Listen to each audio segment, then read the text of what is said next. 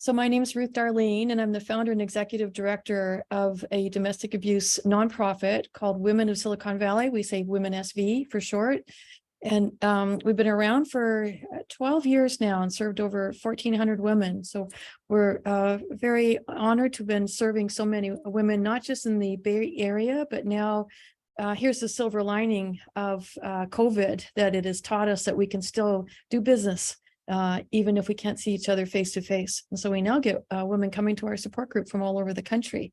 That's the good news there. So our focus is on covert abuse and coercive control, more subtle forms of abuse that are harder to detect, harder to prove, harder to validate, harder to get support around. And often when our women reach out to us for help, they say, you're the first ones that really get it, that understand, that believe me. Because unfortunately, our laws have favored more obvious signs of physical and sexual violence. Women that are living like prisoners in their own home, but don't have bruises or broken bones to show for it, often have a hard time proving that they are also crime victims. This is the liberty crime of coercive control, and it's designed to rob you of your freedom and your power, often your money, and eventually your sense of identity, and sometimes even your life.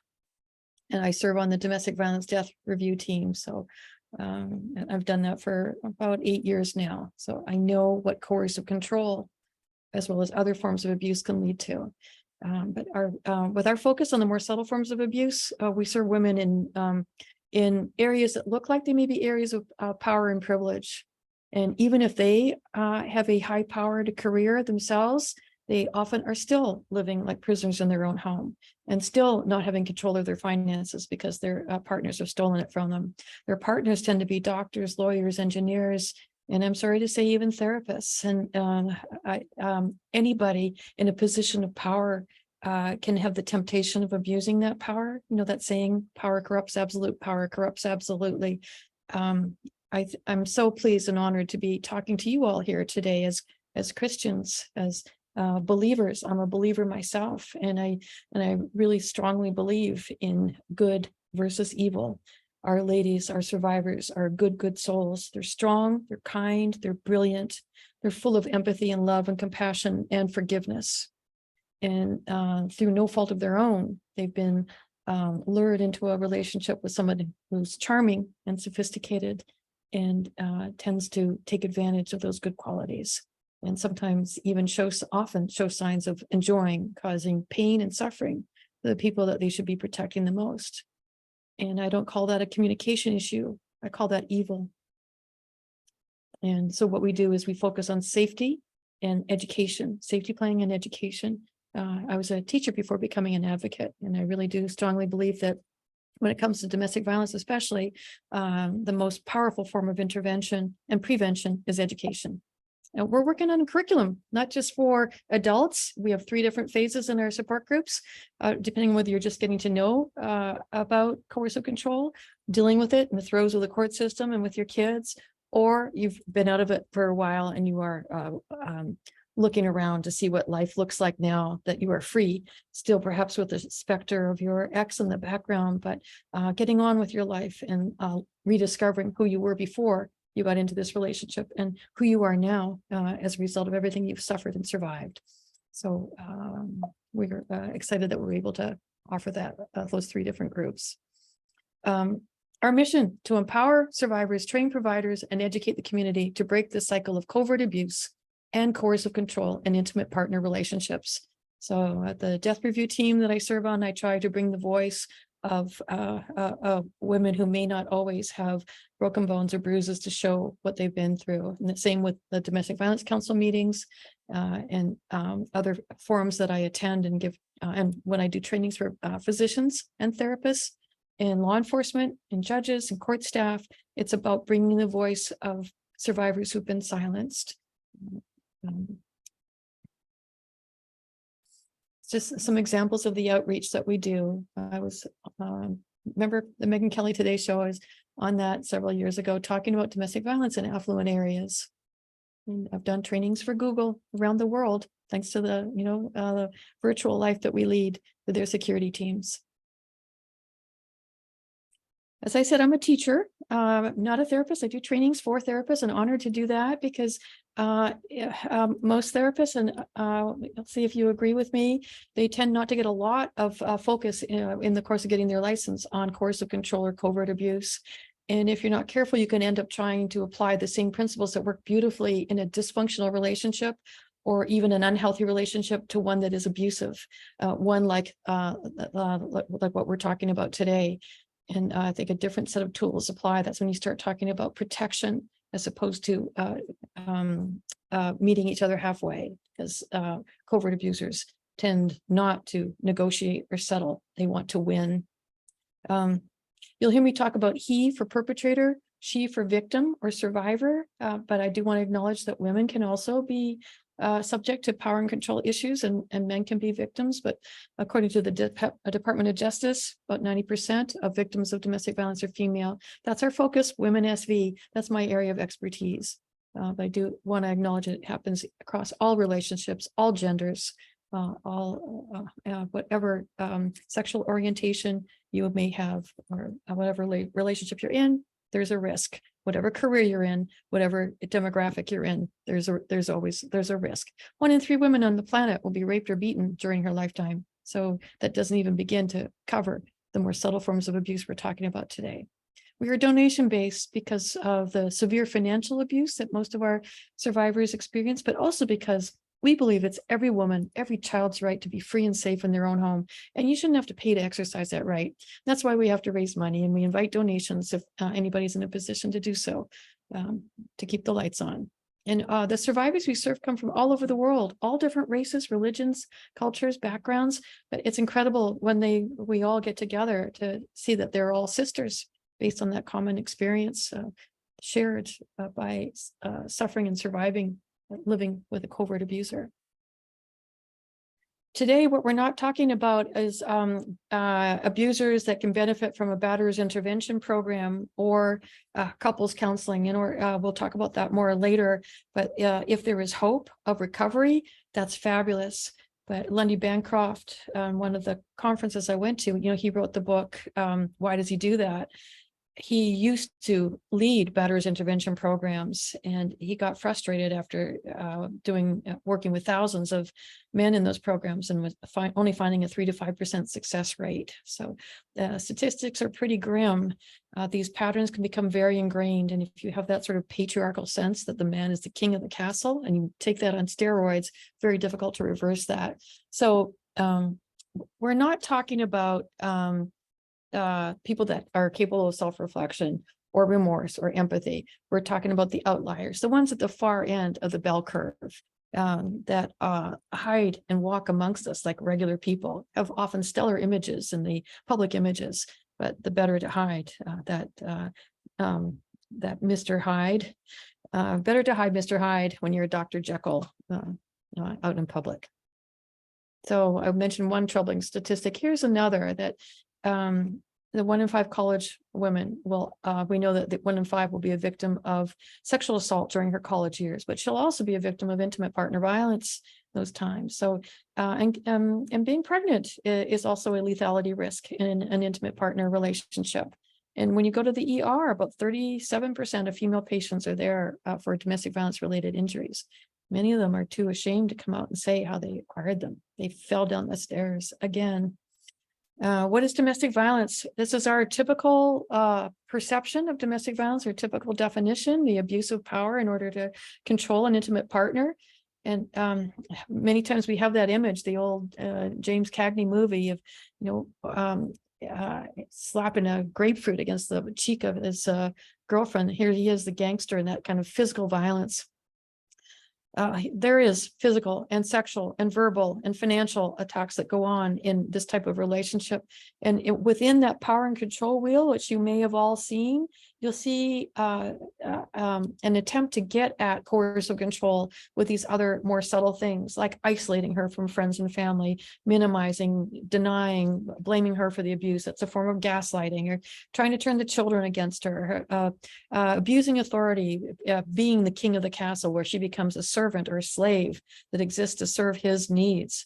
And there's coercive control takes it to the next level, where There's a focus on traditionally female tasks like household duties. How does she prepare the food? How does she look after the kids? What's she spending on groceries? So all these things are subject to this kind of micromanagement. How does she perform in the bedroom? And it also involves threats like, if you ever leave me, I will take the children. You will have nothing. He often ends up signing the income tax return instead of her. So he presents himself as one kind of person when they first meet, and that's who she falls in love with. And over time, she starts to see another emerge. So you'll see these tactics: force, fraud, coercion. And if you've studied human trafficking, you know that's what human trafficking has in common with coercive control: force, fraud, coercion. You may have already seen this as well, the cycle of violence. And this is one pattern. It doesn't always look like this. Sometimes there's just that steady march, slow, steady march, where she loses more and more of her power. He takes over more and more of her power, and she becomes more and more afraid, more intimidated. Her voice eventually becomes silenced, and it's all about keeping the peace and avoiding the next attack. So another pattern is that sort of intermittent pattern where he's sometimes nice. They usually meet in the honeymoon stage where he's on his best behavior and all hearts and flowers and charming. And then over time, she may start to see pink flags like, oh, road rage, or cutting somebody off in traffic, or being kind of curt and short with a server in a restaurant, or giving her suggestions about what she would wear, she should wear, what she should order in a restaurant, or making the final decision about what movie they should even watch on TV. Does he take control of the remote control? Watch for different sneaky ways that this type of behavior can show itself. If he's also showering her with attention and gifts and trips and money, that can turn a girl's head. So it's easy to not pay attention over here. Let's pay attention over there and be distracted. And once those love hormones start flying around, they can cloud our judgment. But over time, she could feel like there's that sort of tension building. Like she said something, she's not sure what she said, but the air in the room is different somehow. And then poof, there's some kind of explosion. It doesn't have to be physical or sexual violence. It could be a comment, or it could be she comes home and finds the door locked, or she's trying to get ready for work and the keys to her car have disappeared. Like things happen, and then she's blamed for not even being able to keep track of her keys. We get punishment, we get isolation where she's not able to see her friends, and we get gaslighting with her being told that it's all her fault. So before the last administration, the definition of domestic violence on the Department of Justice website included more than physical or sexual violence. It also included any behaviors that intimidate, manipulate, humiliate, isolate, frighten, terrorize, coerce, threaten, blame. You don't have to touch anybody to do all those things. And then hurt, injure, or wound the victim. And Rolanda Pierre-Dixon, who was the chair of the Domestic Violence Council years ago, she added, or someone the victim loves, because sometimes what they will do is hurt a pet or a child, because they know that's how you stab a woman, a mother, in the heart. They want to maximize the pain they inflict. That's why a lot of mass shooters have a history of domestic violence. And that's not to say, like, if you have a row of 7 suspects, you don't just arrest the one that has a history of domestic violence, but you want to take a more careful look, because you'll often find a history of domestic violence in mass shooters, in people that end up shooting and killing police. And you will often find a history even of strangulation. And I'll talk about this more in a little bit. But, in the last administration, this other expansion of the definition of domestic violence disappeared for 4 years. And now with the current administration, it has come back. But we have to keep monitoring the Department of Justice website, because that is going to indicate to women, how safe is it to me, for me to reach out for help? Will I get help? Will I be believed? Will my abuser be held accountable? Or will they want to do therapy with this person who has tortured me, my pet, my children, and want to bring the family back together? This torturer who I had to flee from and go into hiding from, am I now having to raise my child together with this person and be subjected, and have my children subjected to the man I had to flee from? So watch out for the federal government definition of domestic violence and look at the individual states, because we have good news in the state of California. Family code now 6320 has gone into effect. And this family code now incorporates the definition of domestic violence into the definition of coercive control by incorporating it into the definition or expanding the definition of disturbing the peace. So coercive control is one way that your peace becomes very disturbed. And we can thank Senator Susan Rubio for bringing us this law. She's a survivor herself of domestic violence and coercive control. Another driving force behind it was Evan Rachel Wood, Hollywood actress. And you may have heard about how she's now being sued for coming out about her relationship with Marilyn Manson. Here's the text in Family Code 6320 now, and it includes technological abuse. Now it's so easy for a perpetrator to stalk their partner. In the old days, you had to physically follow them or hire a private investigator. But especially here in Silicon Valley, there are so many tech-savvy abusers that sometimes our ladies, all of their equipment has been compromised. And even if she changes her password, oh, well, he's got keystroke logging software on her computer. So he goes, okay, oh, that's the new password.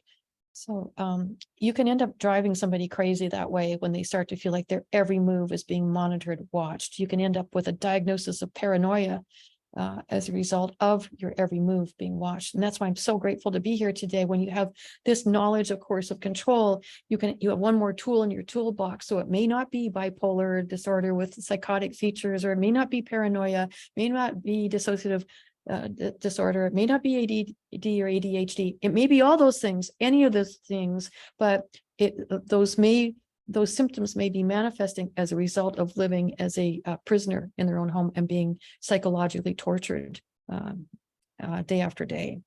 So coercive control is also a political crime. It robs you of your fundamental right to human freedom. It's a human right to be free, to walk freely in the world, and to live freely in your home. Your home is supposed to be a sanctuary, not a prison.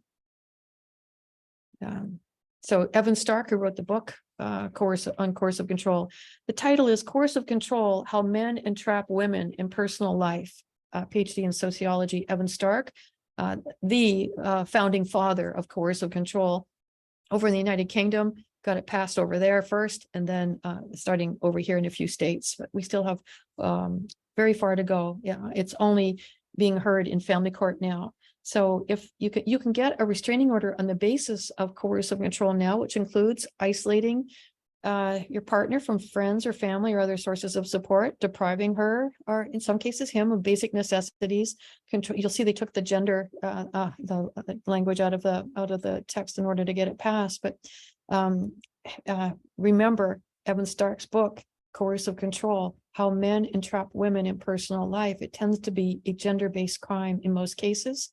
And you will also find mothers who engage in coercive control of their children. That's true. But in terms of adults, by far, the overwhelming majority are male perpetrators with their male partners or female partners. So we don't want to discount all the good men there are in the world. There's so many good men. The problem is that evil men can masquerade as good men in the beginning. And that's the danger of falling in love with Dr. Jekyll, only then to meet Mr. Hyde. So depriving her of basic necessities, food, shelter, clothing, walking her out of the house when she's pregnant in the middle of the night, controlling, regulating, or monitoring her movements through technology, or checking in with her. In the beginning, when he's texting her 50 times a day, oh, isn't that cute? Oh, he loves me. He's thinking about me, missing me. But over time, is that starting to look like stalking? Where were you today? How come it took you so long to answer the phone? Why don't you pick up? What are you doing? Are you with somebody else? Who was that guy you were talking to at the party the other night? Like, you see, drip, drip, drip, how the attention becomes obsession, becomes control and suspicion. Forcing her to do things that she shouldn't have to do, even in the bedroom, not letting her do things she should be able to do, like go to work or advance her career. What has been most recently added was reproductive coercion, forcing her to have children or to get an abortion, contrary to what her wishes are.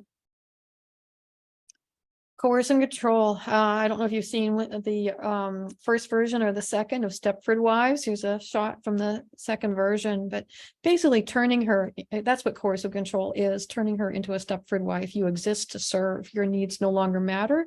Your individuality doesn't matter, gets swept up into the service of your partner. Think the way old days when the rule of coverture applied, where women and children were literal possessions of their husbands, and they couldn't even own property. Even if they worked, the money went to their husbands.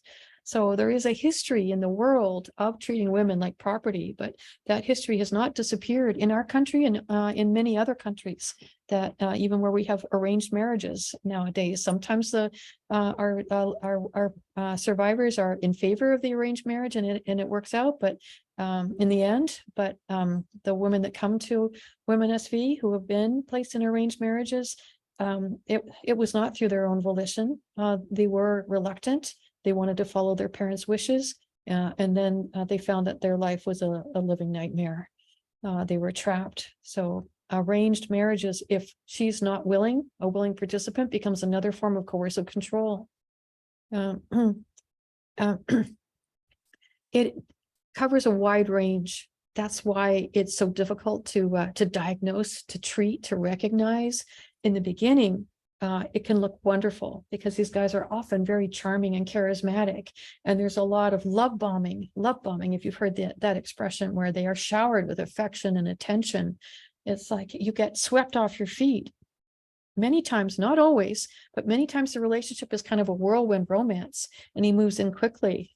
She's engaged before she knows it, and he's meeting the family, and everybody loves them, and then they get married, and on the honeymoon something happens, or the first child is born, something happens, and when a child is born, that becomes a real risk factor in this type of relationship, because these guys are used to having the attention on them 24/7, and it's not like a regular man or a regular father or husband where they welcome a child to the family. There's more to love, but that's not how these guys think. There's only so much money, attention, money, power, and affection to go around, and he wants it all. And anybody else that comes into the picture, competition for what should be all his all the time. It's a different way of thinking, a different way of looking at the world, so different rules apply. Coercive control is one of the top 3 lethality risks, right up there with ending the relationship. Why? Because you're signaling to your abuser that he's no longer in control of you. And sometimes these guys will do whatever it takes to take that control back. Remember, I serve on the domestic violence death review team. Sometimes they will take that ultimate act of domestic violence and murder their partner. If I can't have you, nobody else can. Or kill their child to cause her a lifetime of suffering and pain for committing the ultimate act of betrayal and rebellion, leaving him. So ending the relationship with lethality risk. Guns. If you find out that, when your client is nursing a grievance against a partner and has a gun, there's something called the GVRO, Gun Violence Restraining Order. And you can ask that the guns be removed from the house, because that's a huge lethality risk. Guns aren't a lethality risk on their own. It's just when you combine guns with alcohol or guns with domestic violence, then guns become a lethality risk. A car in itself is not a weapon, but in the hands of a covert abuser that wants to punish his wife and stops in the middle of a freeway or drives 100 miles an hour when she's in the front seat, 7 months pregnant, and asks him to slow down, and instead he steps on the gas, the car becomes a weapon. Anything in the hands of a covert abuser can become a weapon, even a car. Coercive control, owning a relationship, pregnancy. That's a 4th, ending the relationship, are top lethality risks with a covert abuser. It is a liberty crime because it robs you of your freedom to be free and safe in your own home. And I call it the ultimate form of identity theft, because it robs you of who you were before you got into this relationship. And why is it so dangerous? Because it's their attitude that this is not a loved one. This is not an equal. This is a possession, an object. sometimes a sex object, a resource to be used and used up, and then potentially disposed of when no longer useful or when it becomes a problem. So what is the ultimate right of property possession? Disposal. And that's what makes it a lethality risk. Take a look at Brian Laundrie and Gabby Petito. From gaslighting, love bombing in the beginning, all the way to strangulation, about 40% of our clients have experienced non-fatal strangulation at the hands of their husband. And if it's done in the bedroom, they don't even know that that is attempted murder. You cannot consent to a life-threatening act, even in the bedroom. And you can take a look at Alliance for Hope and Google Casey Gwinn, Gwinn, district attorney who started the country's first family justice center. He's going around the country now educating physicians about the impact of strangulation, the lifelong consequences, and the potential fatality of one attack of strangulation or suffocation, even if there's no external signs of injury. So it's something for women to be aware of. I had one of my survivors was a physician, and her husband had a habit of putting his hands on her throat in the bedroom, and she went along with it because she knew what would happen if she didn't. Now, he didn't tie her down and physically force himself on her, but she knew she had to do what she had to do, or the children would suffer the next day. She would suffer the next day. That's not sex, that's rape. Consent is ongoing and enthusiastic, and you can say no at any time. A lot of women don't know they're being raped. A lot of men don't know they are raping their partner. But there are some who force themselves on their partner knowingly, willingly, and with ill intent, because it's about their pleasure, their satisfaction, not hers. And she lives in fear and afraid to say anything to anybody. One of my survivors, when she talked about being raped by her partner multiple times while she was pregnant, said it was going to be a difficult case because there were no witnesses. This is in another county, a district attorney saying, no, how many times do you have witnesses in the bedroom? So lots of different examples of coercive control. Sleep deprivation is a physical form of domestic violence. You can die. You can go crazy. You can die from sleep deprivation. I know. I've been there. I've had 5 nights without sleep and lost my mind. I know it can happen. That intermittent reinforcement is so powerful. You know, with your psychology training, put rats in a cage and every now and again let them push the lever and get a little pellet. They're going to keep, you know, like just then go to Las Vegas and see the same principles apply. Every now and again, you hit the jackpot. That intermittent reinforcement, sometimes he's nice. Sometimes it goes back to the honeymoon period. That's what raises that false hope that he's going to go back to being the man that she fell in love with. Here's Dr. Jekyll again. Maybe there is no Mr. Hyde. Maybe he went away this time. But inevitably, if she keeps the journal, even bullet point form, in a safe place where he won't find it, because these guys do not do well with the truth. I've had ladies who go, oh, I read that book on the covert passive aggressive narcissist. I read Lundy Bancroft's book. I read Evan Stark's book on coercive control. And I said, look, honey, I just found out what you are. You're a covert passive aggressive narcissist. It's all here.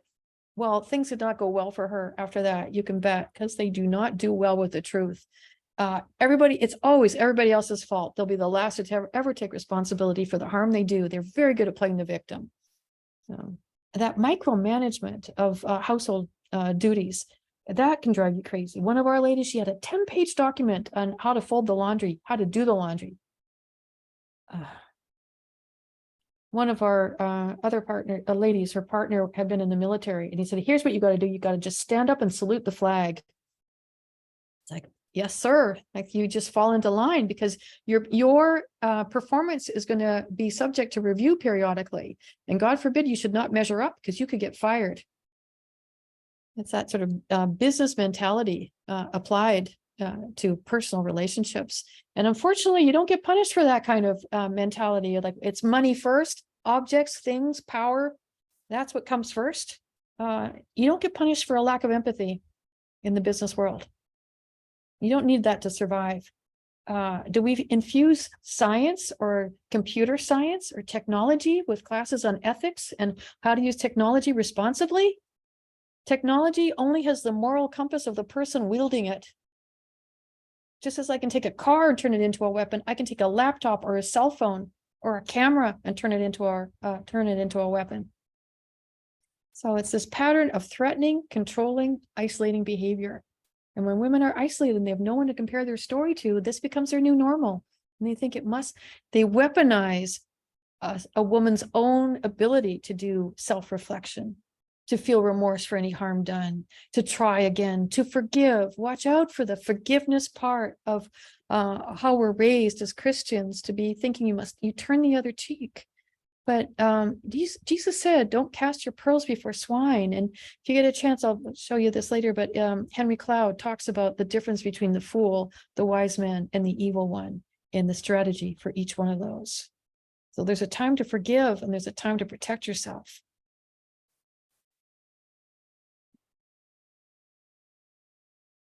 We have this idea that domestic violence doesn't happen in the nicer parts of town. You're educated, you're a doctor, you must be okay. My dad was a doctor, he was a wonderful man. I'm not talking about the vast majority of doctors who are there for service because they want to help and heal people. That Hippocratic oath, first do no harm. They live by that.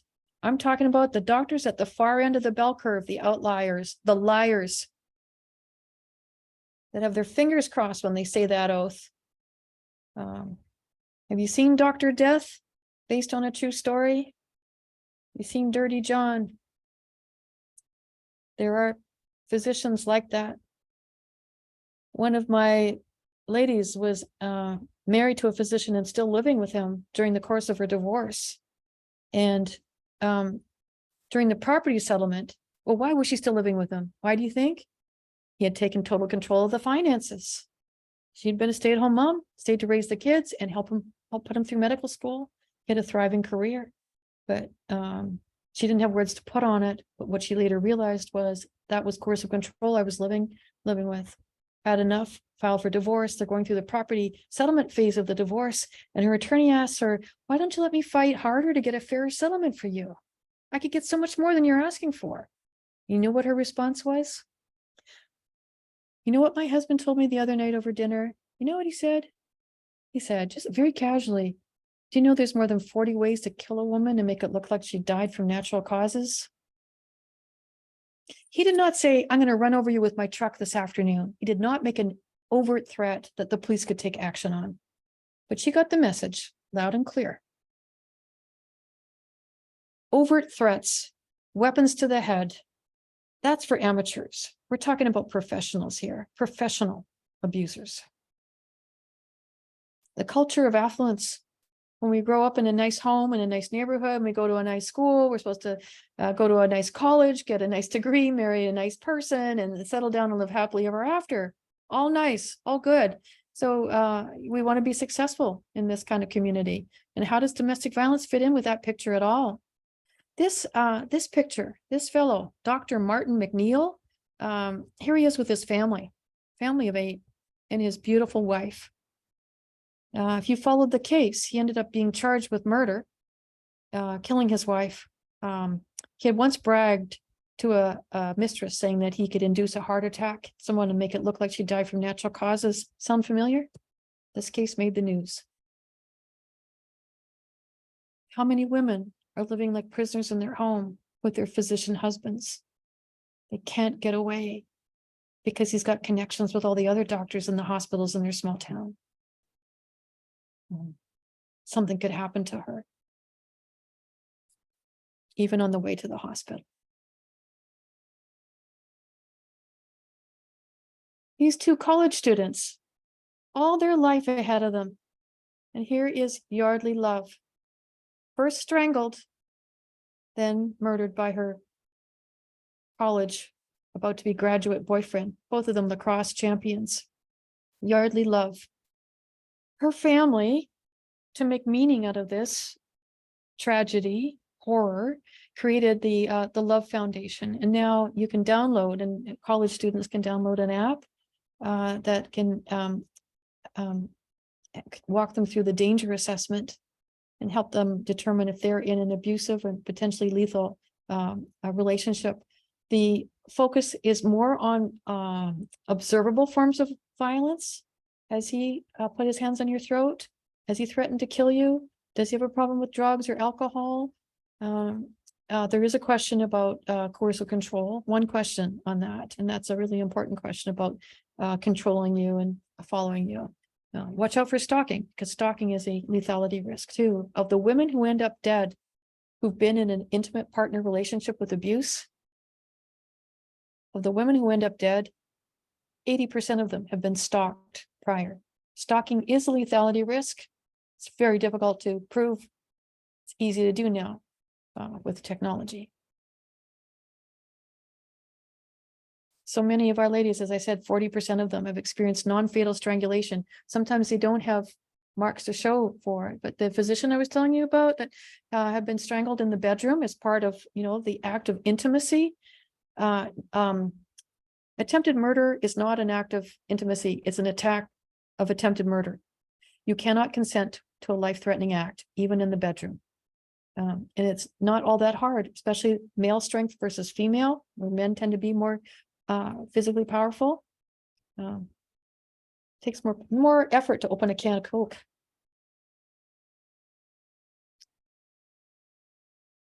The physician I told you about, she woke up one morning and it was hard for her to breathe. She thought she was having an asthma attack. She didn't realize it was because her throat was closing up as a result of the strangulation that she'd experienced the night before. This is a physician. So now that you have this information, it's your responsibility, I hope, in your, like the torch that I'm passing to you, to keep spreading the word to your clients, to your colleagues. Keep telling everybody about it. Your physician, when you go in, are they asking you, are you feeling safe at home? Is there any evidence of their training on strangulation? Yeah, so it's still early days for physicians to be learning about this, but you could save a life. Children get strangled too by angry parents, by both mothers and fathers. And sometimes they'll put them in a bear hug where they can't breathe. Sometimes they'll put them in a chokehold. Sometimes they'll lift them up by their clothes, drag them across the room, or throw them against the wall. Children. They're not going to say I was strangled. They're not going to know that. So what do they look like, these guys? They look like everybody else. That's why it's so hard to identify them. They look like regular people. Every single person on this top row. Well, here's Martin McNeil. Remember Martin, with whose wife drowned in the bathtub after being pumped full of drugs to make it look like she had died of natural causes and just drowned in the bathtub. Dr. Martin McNeil. Oh, Bob Bashara, president of the Rotary Club. My dad was in the Rotary Club. The Rotary Club is a fine organization, but the finer the organization, the better the camouflage for a covert abuser. George, we talked about Scott Peterson, a local guy. OJ. Michael Moore said that when he was asked if he thought OJ had killed his wife, Michael Moore shot back and said, no way, rich people don't kill people. They pay people to kill people. So there you go, Brian Laundrie. And down here at the bottom, well, actually Ed as well, Los Gatos, wealthy Los Gatos developer. His wife had a restraining order against him. It's just a piece of paper and only has the power equivalent to his respect for the law. She said she was still afraid that he would do something horrible to her or her children. He ended up killing their son and himself. So the personality of a sophisticated covert abuser, they are very opportunistic. They can suss out vulnerabilities and exploit them in their partner or even their strengths and chip away at them. If they're brilliant over time, our women start to doubt, am I smart at all? I used to be smart, but what happened to my memory? What happened to my mind? If they're beautiful, they get comments about how they're fading and they just don't have it. Like there's so many other women, they're so much hotter than she is. And they'll start to, whatever their strengths, their qualities are, if they're a peacemaker, whenever she objects to something that he's saying, what I thought you were the peacemaker and here you are, raising causing trouble here.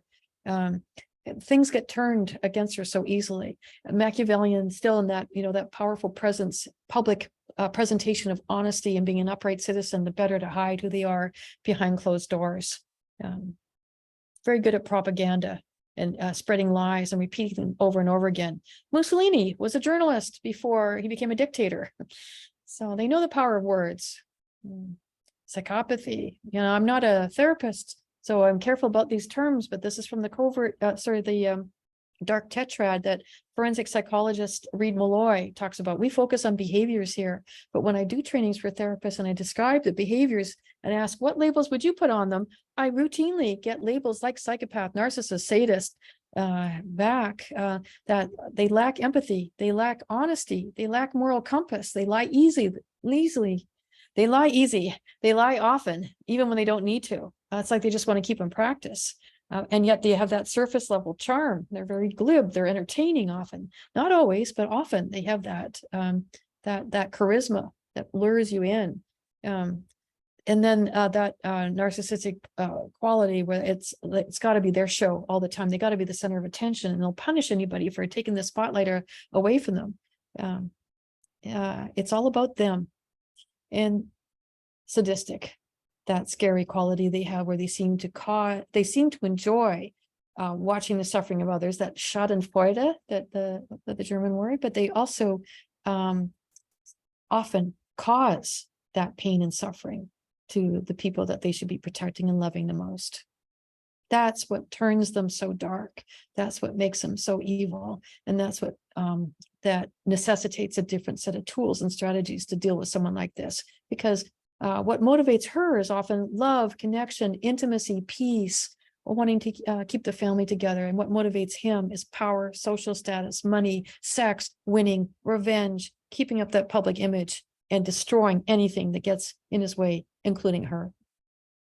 So it's the therapist that gets inside a client's head or his wife's head and starts to convince her that because of her childhood wounds, that she doesn't want to be intimate with him in the bedroom because she's suffering from that rape that she experienced when she was 12 years old. She needs healing around that so she can better be a better wife in the bedroom. Or it's the therapist that gets his wife put on a psychiatric hold after she has threatened to leave him, and convinces the police that she's having another one of her psychotic meltdowns. Who are the police going to believe? They've got to make these quick calls, and these are very dangerous calls. They're the least favorite for the police to respond to, because they could end up dead as a result. And so here you've got the therapist or the physician, letters after his name, well spoken. He's calm, he's composed, he's worried about his wife, and here she is frazzled, beside herself, because domestic violence victims don't present well often. They've been terrorized, they've been sleep deprived, they've been punished, they've been threatened. And now they're trying to explain what happened, and they're all over the place. Who would you believe? So when that happened to one of my ladies, and she ended up in a psychiatric hold, and asked him, why did you do that? After she told him that she wanted to leave him, she asked, why did you do that to me? And he said, because I can. It's the CEO that is doctoring financial documents and making it look like the business is earning much less than it really is, because he's hiding the money in the Cayman Islands.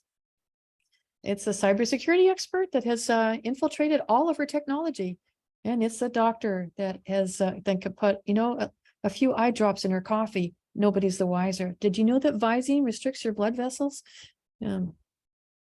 And it's the journalist that mounts a smear campaign to destroy the reputation of the partner that was once so loved.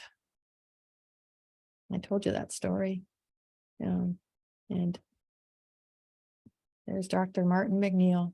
There he is with his family. And here he is being carted off to jail where he committed suicide. Watch out when they get suicidal, because that suicidality can flip on a dime and become homicidal in an instant, and they can end up taking out the children, taking her out, and then himself, or taking out the whole family.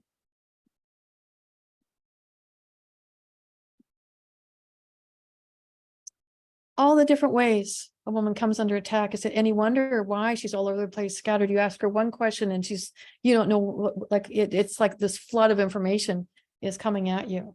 It's hard for her to organize her thoughts. And if you think about it, if you're living with somebody where you're having an ordinary conversation and you just say something like, oh, well, you know, the dishwasher broke today. Oh, it must be your fault. You put too much stuff in it. What are you doing now? You broke something else.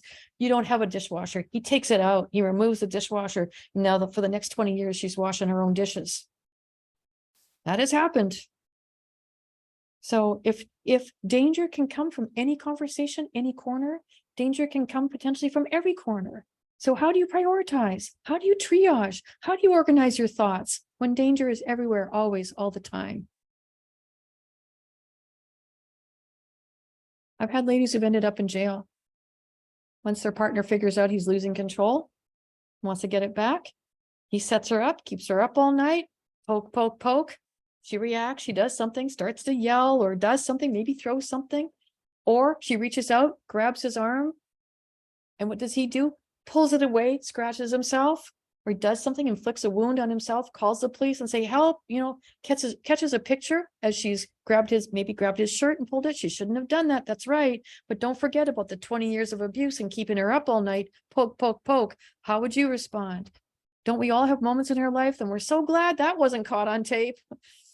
So this does get caught on tape, where we had a lady whose husband was a litigating attorney, and he said, you know how you destroy somebody's character? First, you talk about how wonderful they are. I love my wife. She's so fabulous. I'm the luckiest guy. Next time you're talking to your neighbor, somebody, you know, I'm a little bit concerned about her. Like, things have changed a little bit lately. She used to say how much she loved children, but now that we've had them, like, she hardly spends any time with them. And here I am doing everything for her and for the kids. And the next time you meet, oh my gosh, you know, I just came home the other night and I saw that, like, an empty bottle of prescription medication that she just got last week. I'm so concerned. I want to do everything I can. What do you have any advice? And then the next thing happens. Oh, you know, she's drinking now. And then something happens. He sets her up. She reacts. He films it, films the reaction where she's raising her voice or she reaches out to grab him. That gets filmed. Not everything that happened before. She gets carted away, put on a 5150 hold, or arrested. Loses custody of her children, gets kicked out of the house. He takes control of the finances. Over 50% of homeless women are homeless as a result of domestic violence. It's not always this subtle, but in this case, this woman has surgery in the afternoon. She's on pain medication in the evening. He's had a history of slapping her throughout their marriage, backs her into a corner and says, you know, you want to slap me back, don't you? Slap me, slap me, slap me. She's in a corner, drugged, prescription medication after surgery. He's saying she's used to doing what she's been told for 20 years. She knows she'll pay the price if she doesn't. What does she do? She slaps him. Big mistake. She didn't know. And here she is, carted off, arrested, losing custody of her children. And people think, oh, nobody could be that evil. And that's how they get away with it. But even in the Garden of Eden, like, it wasn't all roses. The serpent was in the Garden of Eden. And Adam and Eve had to choose back then. So throughout our lives, I mean, evil walks amongst us. And sometimes it looks like a friendly serpent. Hey, don't you want a bite of that apple? And then we choose in each of these moments, are we going to take that bite or are we going to take the hard road? You know, those guys, they took the easy road. I would love to. That's okay. You've had such good things to say. I'm sure we're all just grateful for the information, but I would love to maybe end on what advice do you have for us therapists? Like, when we start to see these clues of the things you've been describing, what should we do? Thank you for saying that. Yeah, let's just acknowledge first the point that how do you change somebody that has a personality issue? You know, it's a character issue, not behaviors that are going to change. Knowing that children tend to gravitate towards a more powerful parent. Here are some relationship red flags to look for. That you could talk about. I will leave the handout with you. That's part of the slide deck that I sent to you. So you can go through all these to go over the list of things to look for when you're talking to your clients. Are they showing signs of control in their own relationship? There's the danger assessment that you can do with them, 20 questions that will get at the more obvious forms of abuse. has the violence increased? And that includes keeping her up at night, throwing things, preventing her from leaving a room. Does he own a gun? Has he threatened to kill her? Screen for coercive control. If you can, recognize red flags. There is something called the web scale. A web assessment that we do with all of our survivors, and this gets at the more subtle forms of abuse, the coercive control, and it starts from the inside out. The danger assessment is from the outside in their external environment. What are signs to look for? Internally, how is she feeling in the home? Does she feel like she's been programmed to react in a certain way? Does she hide the truth because she's afraid of what he'll do if he finds out? Does she feel owned and controlled? What is the look that happens in his eyes over when he's angry or upset? So often they talk about this demonic look came into his eyes. They went black. I felt like his soul had left his body. So that is important language. So here's some tips for how to let them tell their story, interrupting only to clarify. Be sensitive to cultural differences, because with Japanese or British and Asian communities, you don't talk about your domestic problems. And in certain communities, there's tremendous shame attached to domestic violence and divorce. So take those cultural factors into consideration as well. Here are some things that you can say if you start to see signs. And with couples counseling, I would suggest don't ever start with a couple together, interview them both separately. And if you're getting these signs, if don't think that you can heal this relationship by getting him to see the error of his ways. If you've determined that this is a covert abuser, he will punish you unless you side with him and both of you start working on her and making her the problem. So let her know it's not her fault. There are resources, there are people she can reach out to. They can call us. And questions here in the handout, questions that you can ask your clients. So there's a lot of resources here. I didn't talk about them today because you all you're all good readers, so you all can take a look at them and maybe use them to refer to when you're working with your survivors. But the important thing is not to judge a book by its cover, because on the surface it may look just like just something regular, and you don't know what's going to happen once you dig a little deeper. So I hope that we can just continue to work together to keep everybody safer, women, men, and children in the home. There you are. Just had a question in partnership with you guys. If we do, like I had one time a covert abuser, and so I referred the woman out to a therapist who was going to give her some ego strength and help her strengthen her and prepare for the safety. At that time, when there's things like that, we see that happening.